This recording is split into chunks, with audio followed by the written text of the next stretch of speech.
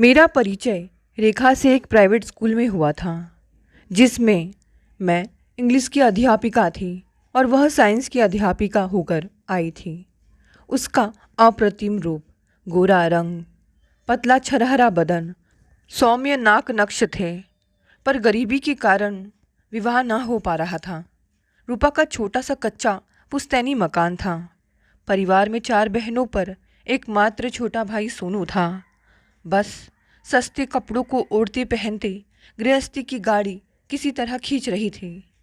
बड़ी बहन सीमा के ग्रेजुएट होते ही एक क्लर्क से बात पक्की कर दी गई तो पिता ने कुछ फंड से रुपए निकालकर विवाह की रस्में पूरी की।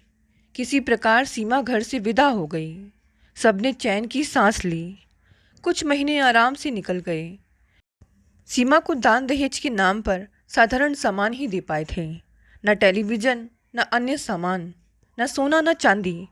ससुराल में उस पर जुल्मों के पहाड़ टूटने लगे, पर वह सब सहती रही। फिर एक दिन उसने अपनी कोख से बेटी के बजाय बेटी जनी तो उस पर जुल्म और ही बढ़ते गए, और एक रात अत्याचारों से घबराकर वह पड़ोसियों की मदद से रोती कलपती अपने साथ एक नन्ही सी जान को लेकर पिता की देहरी पर लौट आई। उसका यह हाल देखकर पूरे परिवार की चित्कार पड़ोस तक जा पहुंची। फिर क्या कुछ नहीं भुगता पूरे घर ने। सीमा ने तो कसम खा ली थी कि वह जीवन भर वहाँ नहीं जाएगी जहाँ ऐसे लोग रहते हैं। इस तरह मई ब्याज की बेटी वापस आ गई। अत्याचारों की गाथा, चोटों के निशान दिखकर फिर उसी घर में बहन को भेजने का सबसे ज़्यादा विरोध रूपा ने ही किया। 1 वर्ष के भीतर ही तलाक हो गया तो माता पिता की छाती पर फिर से 4 बेटियों का भार बढ़ गया। मुसीबत जैसे चारों ओर से काले बादलों की तरह घिर आई थी। उस पर महंगाई की मार ने सब कुछ अस्त व्यस्त कर दिया। जो सबकी कमाई के पैसे मिलते वह गर्म तवे पर पानी की बूंद से छन्न हो जाते। 30 त्यौहार सूखे सूखे बीतते। अच्छा खाना उन्हें तभी नसीब होता जब पास पड़ोस में शादी विवाह होते। अच्छे सूट साड़ी पहनने को उनका मन न लग उठता, पर सब लड़कियां मन मार कर रह जाती। रूपा तो बेहद क्षुब्ध हो उठती। जहाँ उसके विवाह की बात होती उसका रूप देखकर लड़की मुग्ध हो जाती, पर दान दहेज के लोभी उसके गुणशील को अनदेखा करके मुंह मोड़ लेते। रूपा मुझसे कहती, सच कहती हूँ रेखा, लगता है कहीं से इतना पैसा पा जाऊँ कि अपने घर की दशा सुधार दूँ। इसके लिए यदि रईस बूढ़ा भी मिल जाएगा तो मैं शादी के लिए तैयार हो जाऊंगी। बहुत दुख अभाव झेले हैं मेरे पूरे परिवार ने। तू पागल हो गई है क्या? अपना पद्मनी सा रूप देखा है आईने में? मेरे सामने ऐसी बात मत करना, दोस्ती छोड़ दूंगी। परिवार के लिए बूढ़े से ब्याह करेगी? क्या तूने ही पूरे घर का ठेका लिया है? और भी कोई सोचता है क्या ऐसा? मेरी आंखें नम हो गई तो देखा वह भी अपनी पलकें पोंछ रही थी। सच रेखा, तूने गरीबी की परछाई नहीं देखी है, पर हम बचपन से ही इसे भोग रहे हैं। अरे, अपनों के लिए इंसान बड़े से बड़ा त्याग करता है। मैं मर जाऊं तो मेरी आत्मा धन्य हो जाएगी। बीमार अम्मा व बाबूजी कैसे जी पाएंगे अपनी प्यारी बेटियों को दुखी देखकर? पता है, मैं पूरे 28 वर्ष की हो गई हूँ। रिद्धि नेहा भी विवाह की आयु तक पहुँच गई हैं। मुझे कई लड़के देख चुके हैं। लड़की पसंद, शिक्षा पसंद, नहीं पसंद है तो कम दहेज। यही तो हम सबके साथ होगा। धन के आगे हमारी रूप गुण सब फीके पड़ गए हैं। उसकी बातों पर मैं हंस पड़ी। फिर बोले, अरे तू तो किसी घर की राजरानी बनेगी। देख लेना, तेरा दूल्हा सिर आँखों पर बैठाएगा तुझे। धन दौलत पर लौटेगी तू। अच्छा बाबा, रहने दे। ऐसे ऊंचे सपने मत दिखा जो आगे चलकर मेरी छाती में टीस दे। हाँ, तुझे अवश्य ऐसा ही घरवर मिलेगा। अकेली बेटी, 2 बड़े भाई, सब ऊंचे पदों पर। कहाँ राजा भोज, कहाँ गंगू तेली। बड़े परिवार की समस्या पर ही तो सोचती हूँ ऐसा, अपनी कुर्बानी देने की। फिर आए दिन मैं यही सुनती थी कि रूपा को देखने वाले आए और गए। धन के अभाव में सब मुँह चुरा गए। इतनी तगड़ी मांगे कि घर भर के लिए सिर फिर जाते। यहाँ तो शादी का खर्च उठाना मुश्किल था, उस पर लाखों की मांग। एक दिन गर्मी की दोपहर में आकर रूपा ने विस्फोट किया। रेखा, तुझे याद है एक बार मैंने तुझसे कहा था कि अगर कोई मालदार धनी बूढ़ा वर मिल जाएगा तो मैं उससे शादी करने को तैयार हो जाऊंगी। लगता है वही हो रहा है। मैंने घबरा कर अपनी छाती थाम ली, फिर गुस्से से भर कर बोली, तो क्या किसी बूढ़े खूसट का संदेशा आया है और तू तैयार हो गई? इतना कहकर तब मैंने उसके दोनों कंधे झकझोर दिए थे। वह बच्चों सी हंस दी, फिर पसीना पोंछते हुए बोली, तू तो ऐसी घबरा रही है जिसे मेरे बजाय तेरी शादी होने जा रही है। देख, मैं उसकी फ़ोटो लाई हूँ। उसकी उम्र 40 के आसपास है और वह दुहेजा है। 4 साल पहले पत्नी मर गई थी। उसने फ़ोटो मेरे हाथ पर रख दिया। अरे वाह, यह तो बूढ़ा नहीं जवान सुंदर है। तू मजाक कर रही है मुझसे? नहीं रे, मजाक नहीं कर रही हूँ, दुहेजा है। कहीं दहेज के चक्कर में पहली को मार तो नहीं डाला? क्या चक्कर है? मैं बोली। यह मेरी मौसी की ननंद का देवर है, रूपा ने बताया। सेल्स टैक्स कमिश्नर हैं। तीसरी बार बेटे को जन्म देते समय पत्नी की मौत हो गई थी। तो क्या 2 संतानें और हैं? हाँ, एक बेटी 10 साल की है, दूसरी 8 साल की है। तो तुझे सौतेली माँ का दर्जा देने आया है? यह तो है, पर पत्नी की मृत्यु के 4 साल बाद बड़ी मुश्किल से दूसरी शादी को तैयार हुआ है। घर पर बूढ़ी माँ है, एक बड़ी बहन है जो कहीं दूर ब्याही गई है। बढ़ती बच्चियों को कौन संभाले? वह ठहरे नौकरी पैसा वाले। समय खराब है, इससे उन्हें तैयार होना पड़ा। तो तू जाते ही माँ बनने को तैयार हो गई, मदर इंडिया? हाँ रे, अम्मा बाबूजी तो तैयार नहीं थे। मौसी प्रस्ताव लेकर आई थी। मुझसे पूछा तो मैं क्या करती। जन्म भर अम्मा बाबूजी की छाती पर मूंग तो नहीं डलती। दीदी व उनकी बेटी बोझ बनकर ही तो रह रही हैं। फिर 2 बहनें और भी सूल सी गड़ती होंगी उनकी आंखों में। कब तक बैठाए रहेंगे बेटियों को छाती पर? मैं अगर इस रिश्ते को हाँ कर दूंगी तो सब संभल जाएगा। धन की उनके यहाँ कमी नहीं है। लखनऊ में अपनी कोठी है, ढेरों आम व कटहल के बगीचे हैं, नौकर चाकर सब हैं। मैं सबको ऊपर उठा दूंगी रेखा, रूपा ने जैसे अपने दर्द को पीते हुए कहा। मेरे माता पिता की कुछ उम्र बच जाएगी, नहीं तो उनके बाद हम सब कहाँ जाएंगे? बाबूजी 2 वर्ष बाद ही तो रिटायर हो रहे हैं। फिर पेंशन से क्या होगा इतने बड़े परिवार का? बता तो तू। मैंने रूपा को खींचकर छाती से लगा लिया। लगा एक इतनी खूबसूरत हस्ती जानबूझकर अपने को परिवार के लिए कुर्बान कर रही है। मेरे साथ वह भी फूट फूट कर रो पड़ी। रूपा शाम को आने का मुझसे वचन लेकर वापस लौट गई। फिर शाम को भारी मन लिए मैं उसके घर पहुंची। उसकी मौसी आ चुकी थी और वर के रूप में सतीश बैठक में आराम कर रहे थे। रूपा को अभी देखा भी नहीं था। मैं मौसी के पास बैठकर वर के घर की धन दौलत का गुणगान सुनती रही। बेटी, तुम रूपा की सहेली हो ना? मौसी ने पूछा। वह खुश तो है ना इस शादी से? तुमसे कुछ बात हुई? मौसी, या आप स्वयं रूपा से पूछ लो, पास ही तो बैठी है वह तो कुछ बोलती ही नहीं है, चुप बैठी है। इसी में उसकी भलाई है। मैं जैसे बगावत पर उतर आई थी। रेखा, तुम नहीं जानती घर की परिस्थिति, पर मुझसे कुछ छिपा नहीं है। रूपा की माँ मुझसे छोटी है। उसी के आग्रह पर मैं अब तक कई लड़के वालों के पते ठिकाने भेजती रही। पर बेटा, पैसों के लालची आज के लोग रूप गुण के पारखी नहीं हैं। फिर सीमा में क्या कमी है? लेकिन क्या हुआ उसके साथ? मैं ब्याज के वापस आ गई। ये रूपा है 28 पार कर चुकी है, आगे 2 और हैं। मैं उनके पास से उठाई।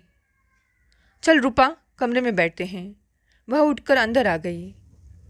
मैंने जबरन रूपा को उठाया, उसका हाथ मुंह धुलाया और हल्का सा मेकअप करके उसे मौसी की लाई साड़ियों में से एक साड़ी पहना दी, क्योंकि रूपा को शाम का चाय नाश्ता लेकर अपने को दिखाने जाना था। सहसा वर बैठक से निकलकर बाथरूम की ओर गया तो मैं अचकचा गई। कौन कह सकता है देखकर कि वह 40 का है? क्षण भर में जैसे अवसाद के क्षण उड़ गए। लगा भले ही वर दुहेजा है, पर रूपा को मनचाहा वरदान मिल गया। शाम के समय लड़की दिखाई के वक्त नाश्ते की प्लेटें लिए रूपा के साथ मैं भी थी। तैयार होकर तरोताजा वर सम्मान में उठकर खड़ा हो गया और उसके मुंह से बैठी शब्द सुनकर मन आश्वस्त हो उठा। हम दोनों बैठ गए। रूपा ने चाय नाश्ता सर्व किया और उसने प्लेट हम लोगों की ओर बढ़ा दी।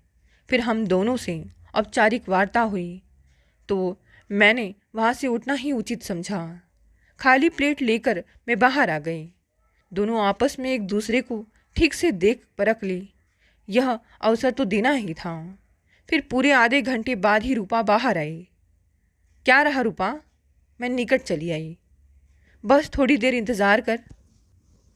यह कहकर रूपा मुझे लेकर एक कमरे में आ गई। फिर 1 घंटे बाद जो दृश्य था वह चटमंगनी पट ब्याह वाली बात थी। रात 8 बजते बजते आंगन में ढोलक बज उठी और सगाई की रस्म में जो सोने की चैन व हीरे की अंगूठी उंगलियों में पहनाई गई, उनकी कीमत 60,000 से कम ना थी। रूपा की शादी होने वाली थी। बात एकदम पक्की थी, पर उसका मन न जाने क्यों परेशान था। 15 दिन बाद ही छोटी सी बारात लेकर सतीश आए और रूपा के साथ भावरे पड़ गई। इतना सोना चढ़ा कि देखने वालों की आंखें चौंधिया गईं। सब यह भूल गए कि वर अधिक आयु का है और विधुर भी है। बस एक बात से सब जरूर चकरा गए थे कि दुल्हे की दोनों बेटियां भी बारात में आई थीं, पर वे कहीं से भी 10 और 8 की नहीं दिखती थीं। बड़ी अन्नू 16 वर्ष की और छोटी विनी 12 की दिखती थी। जवानी की डगर पर दोनों चल पड़ी थीं। सबको अंदाजा लगाती देर नहीं लगा कि वर 50 की लाइन में आ चुका है। रूपा से कोई कुछ न कह सका। सब तकदीर के भरोसे उसे छोड़कर चुप्पी लगा गए। 1 माह तक ससुराल में रहकर रूपा जब 10 दिन के लिए मायके आई थी तो मैं उससे मिलने पहुंची थी। सोने से जैसे वह मर गई थी। एक से बढ़कर एक महंगे कपड़े, साथ ही सारी नई जेवर। एक बात रूपा को बहुत परेशान किए थी कि वे दोनों लड़कियां किसी प्रकार से भी माता को अपना नहीं पा रही थीं।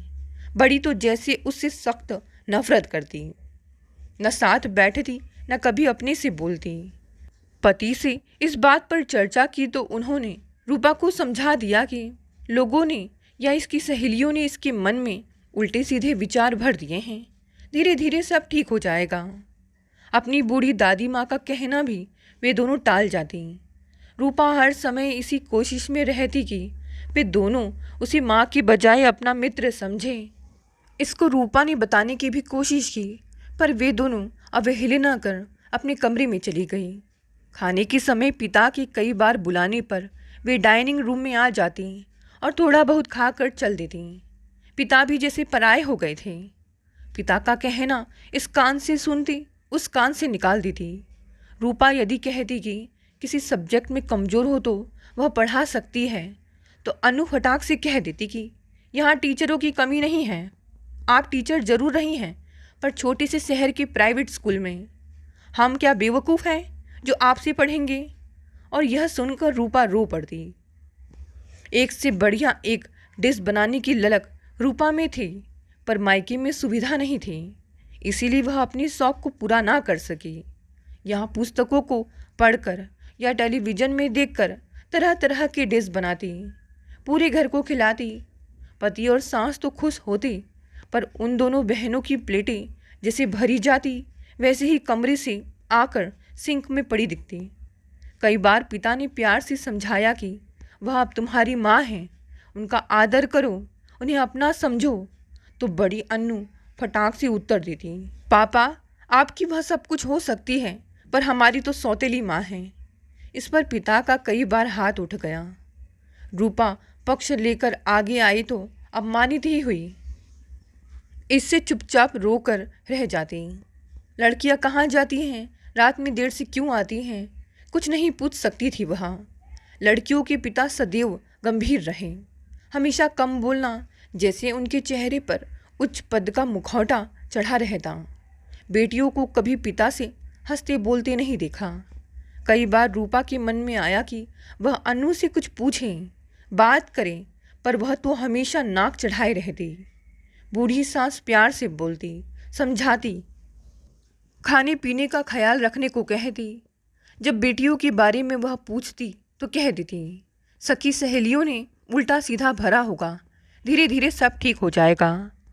तो सतीश से बता दिया कर जो समस्या हो। माँ जी, एक तो रात में वह देर से आते हैं, फिर वह इस स्थिति में नहीं होते कि उनसे कुछ कहा जाए। दिन में बेटियों की बात बेटियों के सामने तो नहीं कह सकती, वह भी जब दोनों जैसे लड़ने को तैयार बैठी रहती हैं। मैं तो बोलते हुए भी डरती हूँ कि पता नहीं कब क्या कहकर अपमान कर दें। इसी से तो शादी करनी पड़ी कि पत्नी आ जाएगी तो कम से कम रात में घर आएगा तो उसे संभाल तो लेगी। अब तो तुझे ही सब कुछ संभालना है। अधरों की हंसी, मन की उमंग रसातल में समाती चली जा रही थी।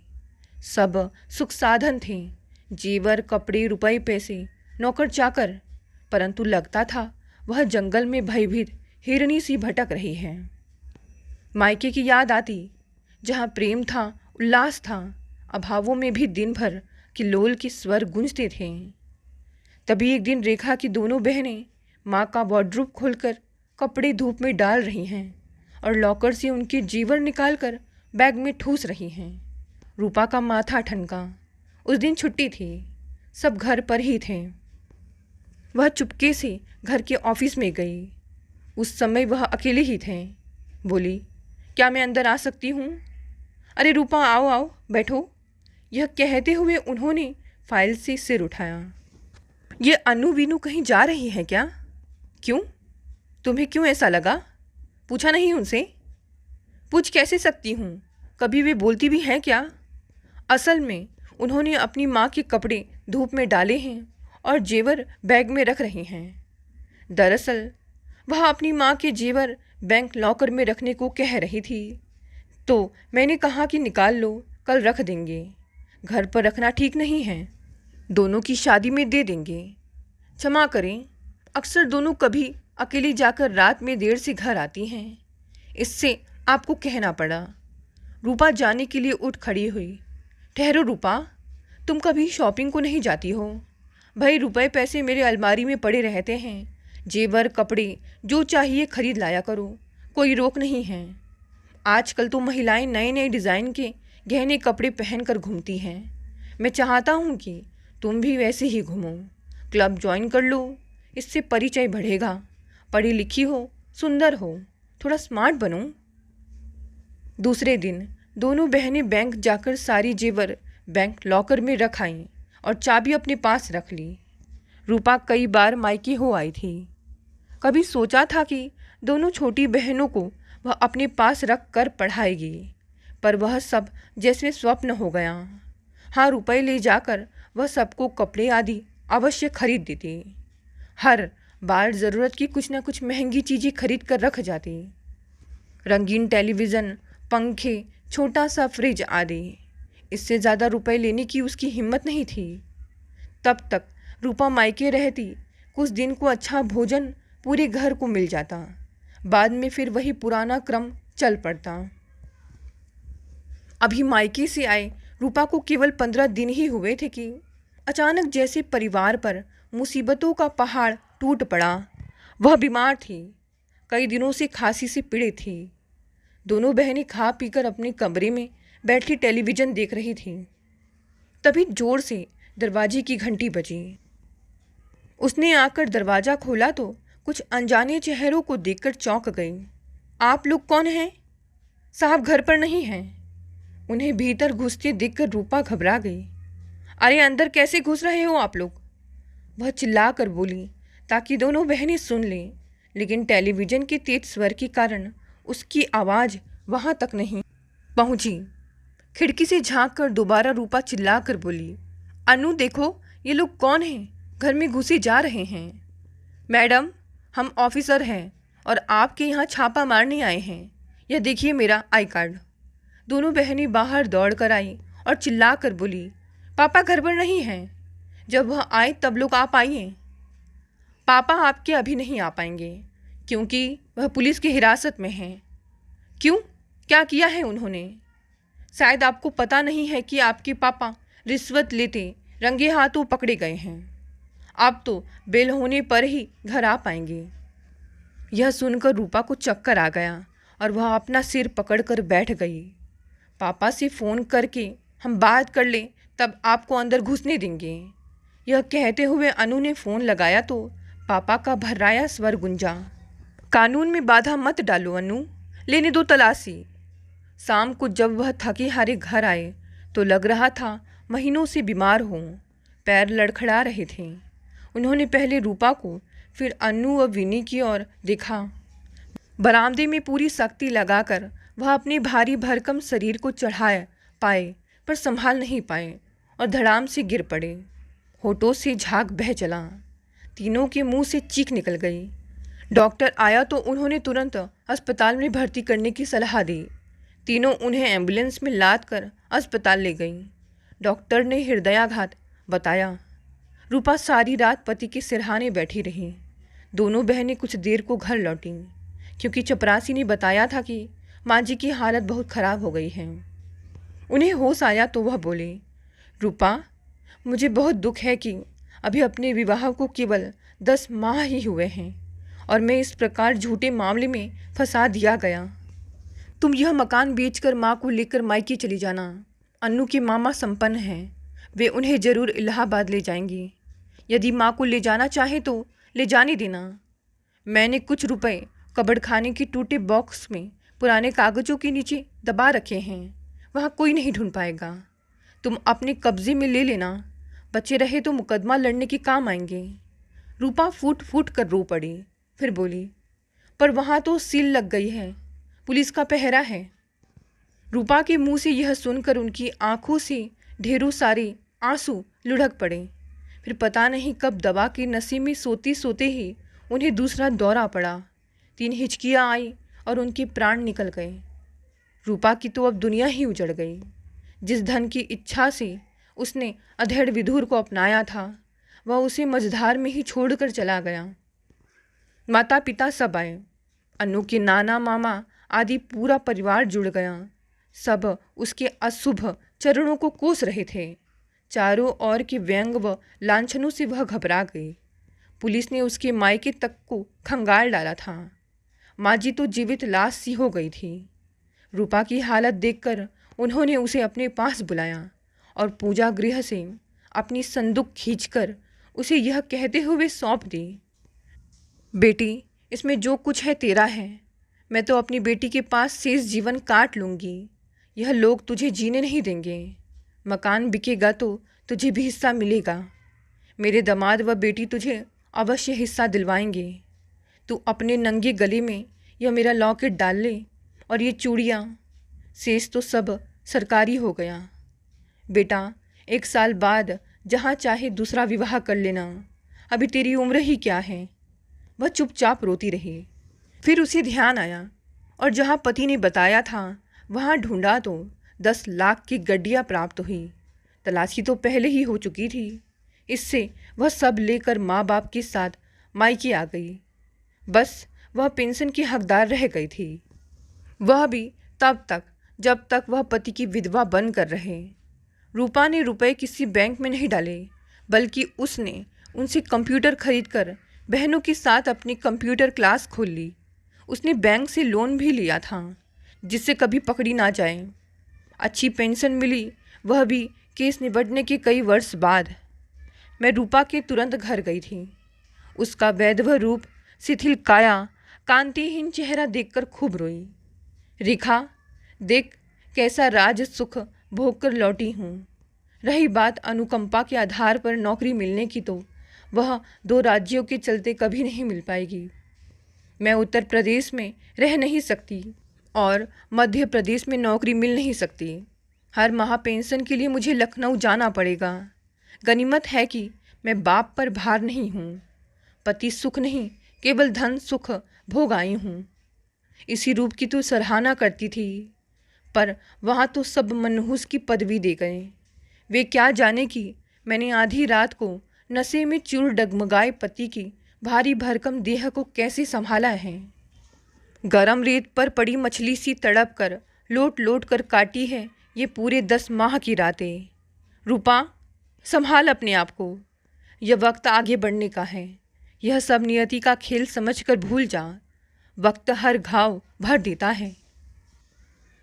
हाँ, सही कहा रेखा। जब जिंदगी भर इतना कुछ सहा तो यह भी सह लूँगी। वक्त के साथ यह ज्वाला भी शीतल पड़ जाएगी। मैं अपने पर अवश्य विजय पा लूँगी। दोस्तों, ये दुख भरी कहानी यहीं समाप्त हो गई। कहानी पसंद आई तो इसे लाइक, शेयर, कमेंट करें। नए हैं तो चैनल को भी सब्सक्राइब कर लें। धन्यवाद दोस्तों, मिलते हैं अगली नई कहानी से।